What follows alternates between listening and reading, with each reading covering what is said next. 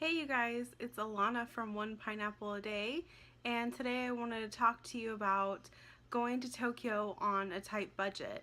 So when we were researching a trip, we were looking at a cheap tickets package for a flight and hotel, and it was saying $2,600 a person.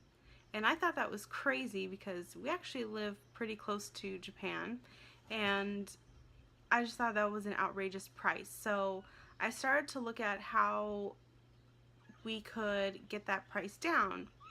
And we stayed for 12 days and 11 nights, and we spent less than $4,000 on everything, including airfare, hotel, transportation, food, attractions, souvenirs, even a tour. We only spent about $4 grand, whereas with the cheap tickets package and adding on all that other stuff, we would have spent about $7,000, which is totally crazy. So here are my tips for Tokyo on a budget. So the number one thing is to forget about a hotel and stay at Airbnb. I know it sounds weird to stay in someone else's house, but you can get a private apartment or a private house or studio, kind of whatever you want, and it's way cheaper than a hotel. We stayed in Airbnb again for 12 days and 11 nights, and we spent less than $600. Less than $600. That is such a good deal, and the apartment had every amenity you needed. Obviously, it had a bed, it had a bathroom, it had a kitchen, it had AC and heater, it had a washer and dryer, it had everything you needed. And a lot of places, when you get there, they supply everything like soap, shampoo, conditioner, body wash, toothbrushes, toothpaste, snacks. I mean, it's crazy what they provide. So again, we saved so much money, and the best part of that experience was being able to live for a short amount of time in a neighborhood and a real apartment. We really got a feel of what it's like to live there. That was the best part of Airbnb. And honestly, after staying at Airbnb, I will probably never ever stay in a hotel ever again. It was that awesome. Alright, so my number two tip is to eat at a restaurant once a day, maybe 2 times a day. So typically what my husband and I did was we would get up and we would pack a lunch and we put it in our backpack, and then for breakfast we would go down to the nearest kombini, which was Lawson Station and Family Mart, and we'd find something for breakfast. So I would eat onigiri and inari, and I'd have like hot tea or a juice, and we would spend maybe $3 a person for breakfast, which was a really good deal.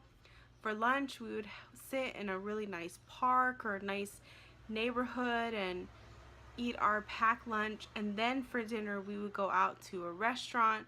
And typically for dinner at a restaurant we would spend $30 for the whole bill. One place was kind of expensive and it was $60.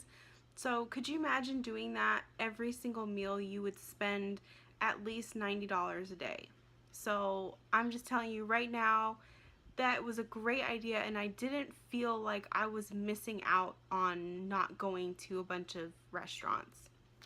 So my third tip is to skip going up Skytree and Tokyo Tower and just go to the Tokyo Metropolitan Government Building, because it's free and you have awesome views of the entire city. It's so beautiful, and the coolest part is you can actually see Skytree and Tokyo Tower from the Metropolitan Government Building.